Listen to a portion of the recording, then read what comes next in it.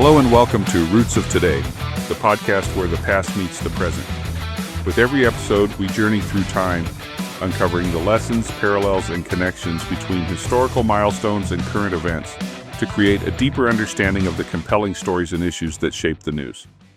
80 years ago this week, two American bombers lifted off from an airfield on Tinian Island in the Western Pacific and flew into history. Each plane carried a single bomb, one codenamed Little Boy and the other codenamed Fat Man. These two separate attacks would mark the first and only time nuclear weapons have ever been used in war.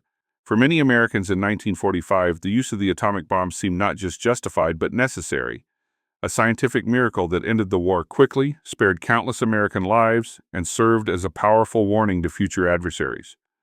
President Harry S. Truman announced the Hiroshima bombing to the public with language that underscored triumph and righteousness. The bomb was a response to unprovoked aggression, a reign of ruin that had been brought on by Japan's own hand. But from the very beginning, there were dissenting voices. Some of the Manhattan Project's own scientists, including Leo Szilard and James Franck, urged restraint.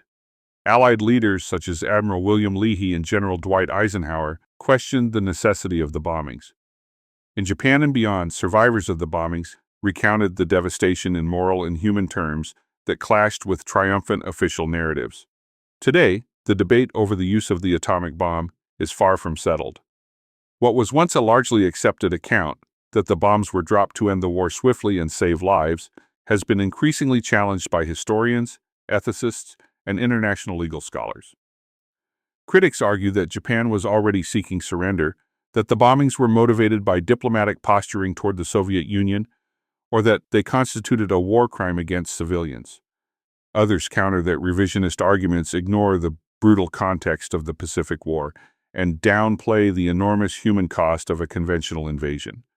In this episode, we'll look at both sides of the debate and trace the evolution of thought, from the confident justifications of 1945 to the more complex, divided assessments of today in a world where nuclear weapons not only exist but are much more powerful than the two dropped on Japan.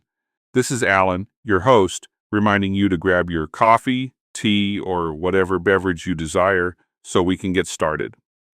In the early morning hours of August 6, 1945, the B-29 bomber Enola Gay lifted off from Tinian Island in the Mariana Islands.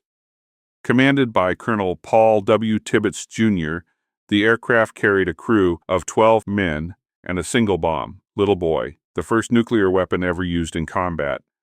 The mission had been carefully planned and rehearsed for weeks. The primary target, Hiroshima, a city of over 300,000 people that housed military headquarters, industrial factories, and communication centers. Hiroshima had been largely spared from conventional bombing during the war, a deliberate choice by U.S. planners to preserve the city's infrastructure for atomic testing. At 8:15 a.m., with skies mostly clear and visibility ideal, Bombardier Thomas Farabee released Little Boy from 31,000 feet. 43 seconds later, the bomb detonated approximately 1,900 feet above the IUI bridge. The explosion produced a blinding flash and a fireball estimated at over 1 million degrees Celsius at its center. Buildings within a 2-kilometer radius were flattened or incinerated. The shockwave and heat killed an estimated 70,000 people instantly. Many more died in the following days and months from burns, radiation sickness, and injuries. By the end of 1945, the death toll reached approximately 140,000. The American crew had trained extensively for the mission, but none were fully prepared for the aftermath. Looking back at the mushroom cloud, tail gunner Bob Caron described it as a swirling mass of purple-gray smoke. Colonel Tibbets later recalled feeling pride in his mission's execution, but avoided discussing emotional reactions, emphasizing instead his duty as a soldier. There were no celebratory cheers aboard the aircraft, only silence and observation. 3 days later, on August 9th, a second B-29, Boxcar, departed from Tinian. This time, the mission was plagued with complications.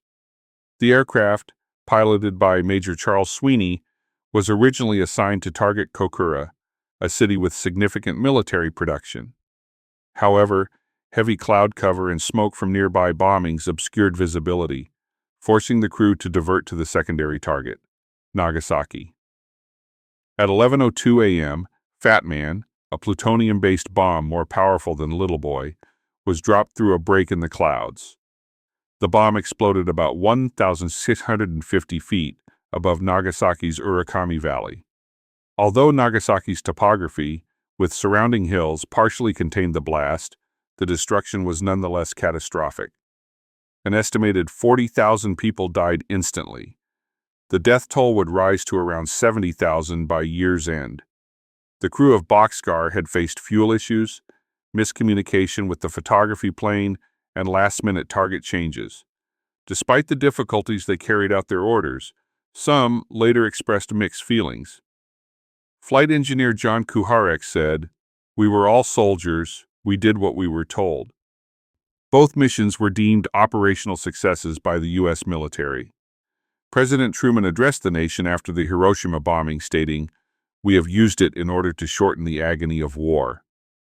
American newspapers praised the bomb's technological ingenuity and its role in bringing Japan to surrender. However, early American media coverage largely omitted images of the human suffering on the ground. The perspective of the bomb, crews, and military leadership dominated the narrative, framing the attacks as necessary, scientific, and even heroic. As the war ended on August 15th with Emperor Hirohito's surrender broadcast, the American public was largely supportive of the bombings, viewing them as the final decisive blow in a brutal conflict. Only gradually, through returning POWs, military memoirs, and international media, did questions begin to surface about the ethical implications and long-term consequences of atomic warfare. The arguments supporting the use of the bombs in 1945 are still strongly held by some Americans today. The most commonly cited justification in 1945 was the belief that the atomic bombs prevented a full-scale Allied invasion of Japan, known as Operation Downfall. Military planners estimated that such an invasion could have resulted in up to 1 million American casualties and several million Japanese deaths. President Truman, in his public and private remarks, emphasized this point. "The bombs ended the war, and that's what I wanted to do." The war in the Pacific had dragged on with extreme brutality. Examples included the battles of Iwo Jima and Okinawa, where Japanese resistance was fierce and civilian suicides were widespread. The bombings were viewed by American officials as the fastest route to unconditional Japanese surrender, which was crucial to avoiding a negotiated peace or partition. For some officials, including Secretary of State James Burns, the bomb was a geopolitical tool. The U.S. wanted to assert its global dominance, particularly to the Soviet Union, whose troops had just declared war on Japan and invaded Manchuria. Using the bomb before the Soviets could gain further influence in East Asia was seen as a strategic move. After nearly 4 years of bitter warfare and massive American losses in the Pacific, many U.S. citizens and soldiers saw the bombings as a form of justified retaliation. Japanese war crimes in China, the Philippines, and elsewhere, along with the attack on Pearl Harbor, had created a climate in which sympathy for Japanese civilians was limited. The Manhattan Project had cost over $2 billion, roughly $30 billion in today's dollars, and employed tens of thousands. Many in government believed that using the bomb validated the enormous investment of time, money, and intellectual effort. Not deploying it, in their view, would have been politically and scientifically unacceptable. But there were those in 1945 who felt the use of the bombs was either unnecessary or unusually cruel. For example, a growing body of wartime intelligence, including intercepted Japanese diplomatic messages known as the magic intercepts, suggested that Japan was seeking ways to surrender, primarily if it could retain the emperor. Critics at the time argued that modifying the surrender terms might have ended the war without the need for atomic weapons.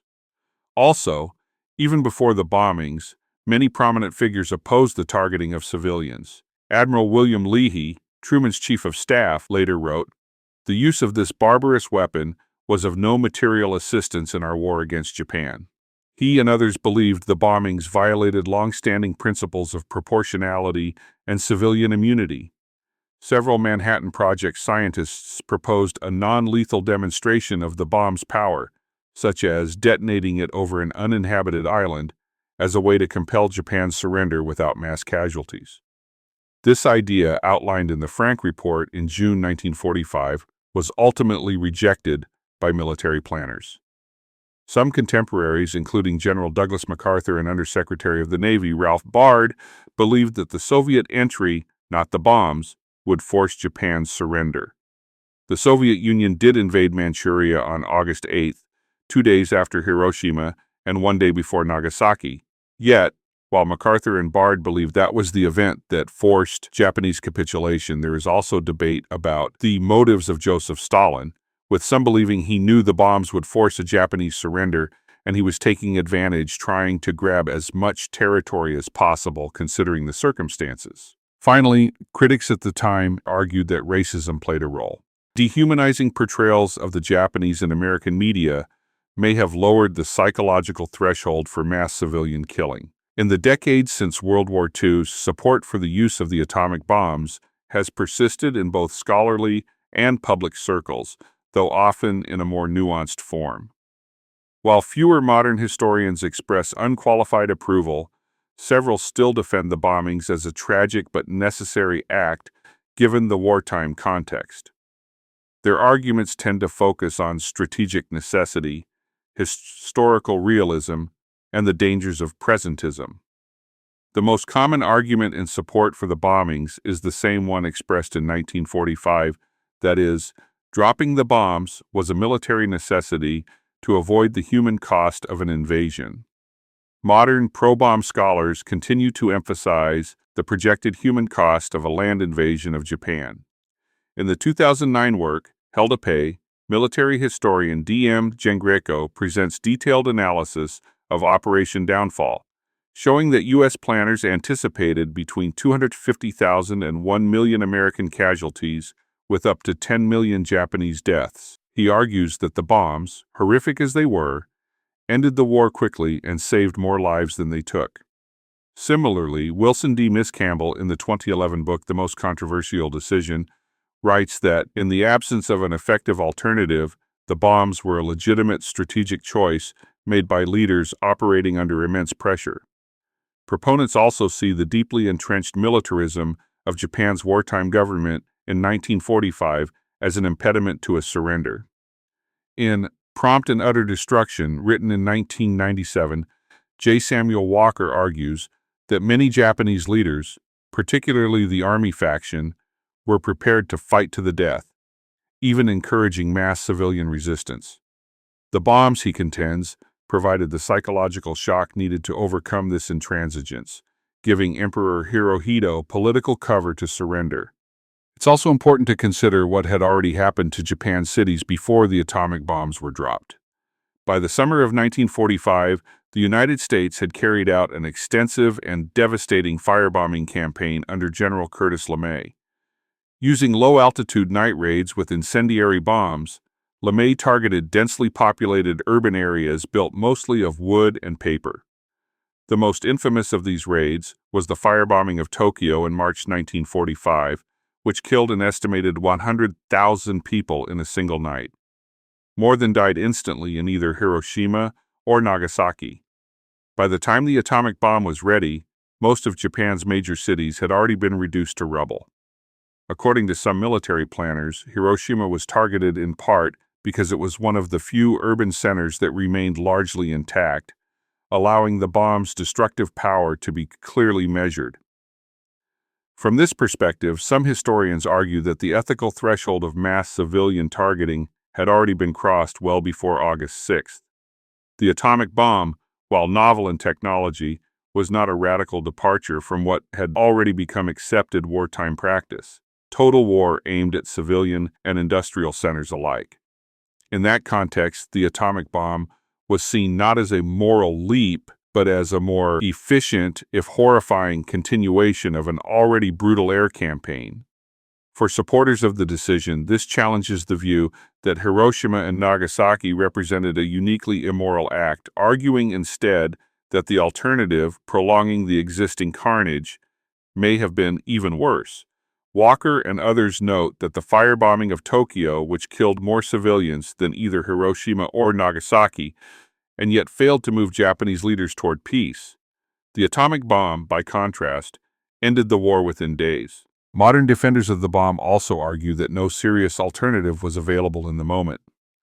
Demonstration bombs or altered surrender terms, they contend, were either rejected by Japan or politically unworkable. In his 1995 work, Truman and the Hiroshima Cult, historian Robert P. Newman critiques revisionist historians for what he calls armchair morality, arguing that they apply modern sensibilities to decisions made in a drastically different context. Moreover, some scholars argue that offering conditional surrender, such as retaining the emperor, was a diplomatic gamble that might have prolonged the war without guaranteeing peace. There is one other aspect to Truman's decision-making process that must be considered. Historians have long considered the political ramifications had President Truman decided against deploying atomic bombs and instead pursued a conventional invasion of Japan. Scholars like J. Samuel Walker emphasize that the American public's potential reaction to high casualty rates from an invasion, coupled with knowledge that nuclear weapons were available but withheld, could have sparked intense political backlash against Truman and his administration. Gar Alperovitz argues that the decision to use the bombs was influenced not only by military calculations, but also by the imperative to end the war swiftly to preserve Truman's political capital and maintain public support during a fragile post-war transition. The possibility of prolonged conflict with mounting American casualties risked undermining Truman's presidency and could have eroded confidence in his leadership. Furthermore, the secrecy surrounding the bomb's existence during the war limited public discourse, but had the information become widely known amid a costly invasion, media scrutiny and political criticism might have escalated dramatically. Thus, the use of atomic bombs can be seen as a strategic political choice designed to avoid the domestic and international consequences of a protracted ground war as much as a military necessity. In the summer of 1941, isolationist sentiment was very strong in the United States, even though the war had raged on in Europe for 2 years and in the Pacific for even longer. By 1945, Americans were bitter about having to fight a war that no one wanted to fight. Unlike every war the U.S. has been involved with since, World War II saw the nation undergo a total war effort. You could walk down any street in the U.S. and know which families had sons in harm's way and which had sons killed because people hung blue and gold stars in their windows to signify family members serving. Rationing was the rule everywhere. The amount of gas, rubber, shoes, silk, meat, or just about anything else imaginable that people could purchase was strictly controlled to ensure the troops had the material support they needed. In short, the war was a reality for everyone, not just from the news, but from daily existence. Refusing to use the bombs and allowing the war to drag on at all, let alone incurring a large number of U.S. casualties, could have caused a societal upheaval not seen since the end of the Civil War. Today, public opinion polls consistently show that a majority of Americans, especially older generations, still believe the use of the atomic bombs was justified. Many see the bombings as the culmination of years of sacrifice, trauma, and justified retaliation for Japanese aggression. While younger generations and global audiences are increasingly skeptical, defenders argue that any historical judgment must contend with the brutal reality of the Pacific War, not just idealized alternatives. Nevertheless, in the post-war decades, especially since the 1960s, an influential wave of scholarship and activism has increasingly challenged the official narrative surrounding Hiroshima and Nagasaki. These critiques draw on archival research, moral philosophy, Japanese testimonies, and Cold War analysis to argue that the bombings were neither necessary nor justified. A central revisionist claim is that Japan was seeking surrender through back-channel diplomacy well before August 1945. In Racing the Enemy, published in 2005, Tsuyoshi Hasegawa uses American, Japanese, and Soviet archival sources to show that Tokyo was actively pursuing negotiations, particularly with Moscow, as early as May 1945. He argues that the Japanese leadership was split and that U.S. insistence on unconditional surrender prolonged the war. Hasegawa also concludes that the decisive factor in Japan's actual surrender was not the atomic bombings, but the Soviet Union's surprise entry into the war on August 8th. This, he contends, shattered Japanese hopes for a mediated peace and forced surrender. Another key line of critique focuses on Truman's geopolitical motivations. Gar Alperovitz's The Decision to Use the Atomic Bomb, published in 1995, argues that the real goal was not ending the war per se, but demonstrating power to the Soviet Union at the dawn of the Cold War. The use of the bomb, Alperovitz contends, was as much about shaping the post-war world order as defeating Japan. Documents from the Interim Committee and post-war correspondence support the idea that high-level officials saw atomic diplomacy as a tool to limit Soviet influence in East Asia and Europe. Contemporary critics also emphasize the moral dimensions of the bombings. Killing tens of thousands of civilians, many of them children, elderly, and non-combatants, is, for many scholars, indefensible under the laws of war and just war theory. Robert J. Lifton and Greg Mitchell's Hiroshima and America, published in 1996, argues that Americans have historically downplayed the suffering of Japanese victims, creating a national mythology that impedes honest reckoning. They point out that the bombings violated international norms, especially given that the U.S. had already firebombed over 60 Japanese cities. Revisionists also argue that viable alternatives to the bombings were available but deliberately rejected. These include modifying the demand for unconditional surrender, waiting for the Soviet invasion, and conducting a non-lethal demonstration of the bomb's power. The Frank Report, drafted by Manhattan Project scientists, explicitly urged a demonstration rather than use against civilians, warning that America's global reputation would be permanently damaged. Critics argue that political and military leaders prioritized expediency and prestige over diplomatic solutions that may have saved lives.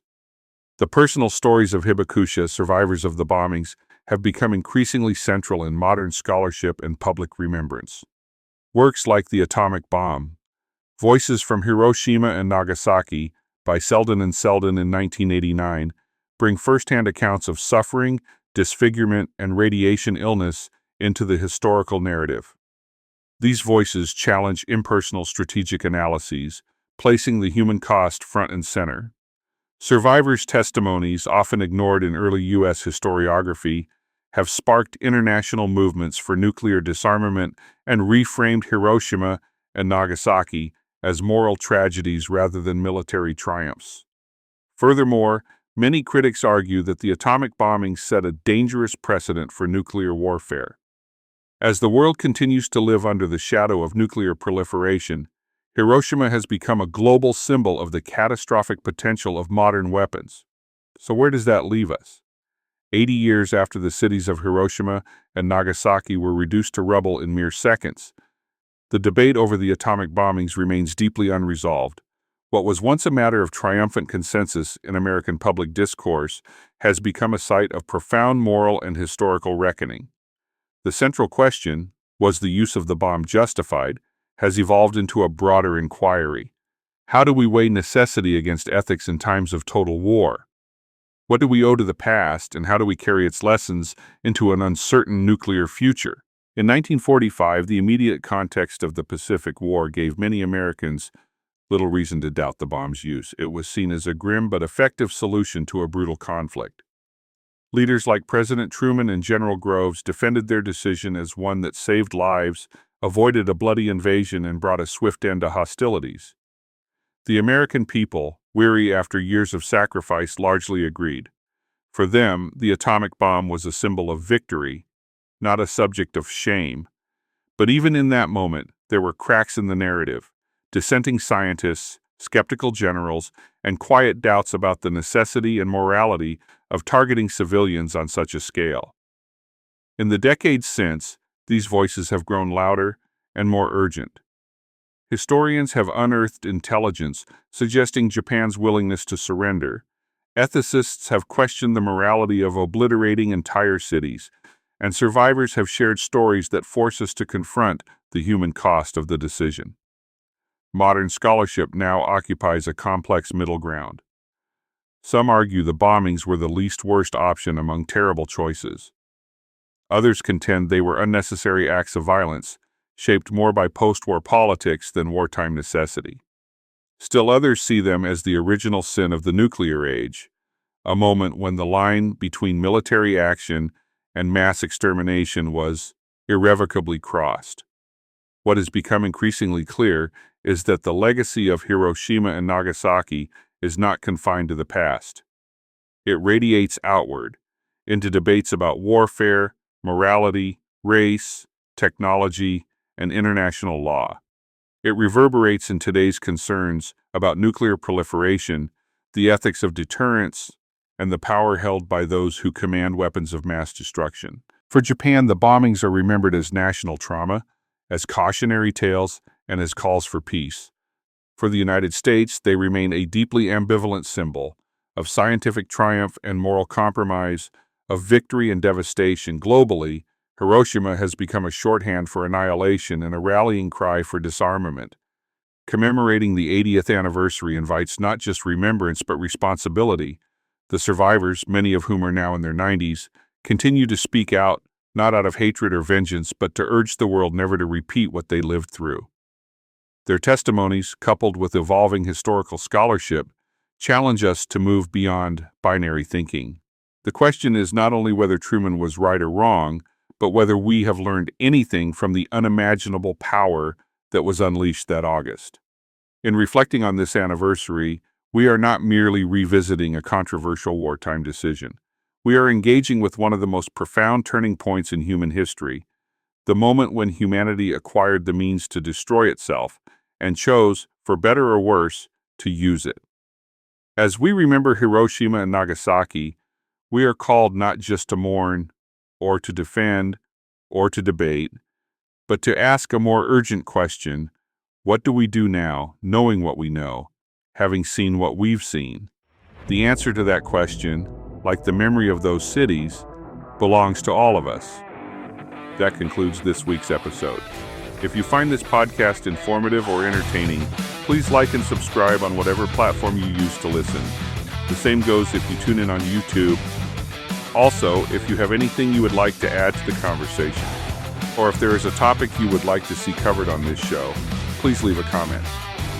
Until next time, remember this: get informed and fight to keep your political representatives accountable.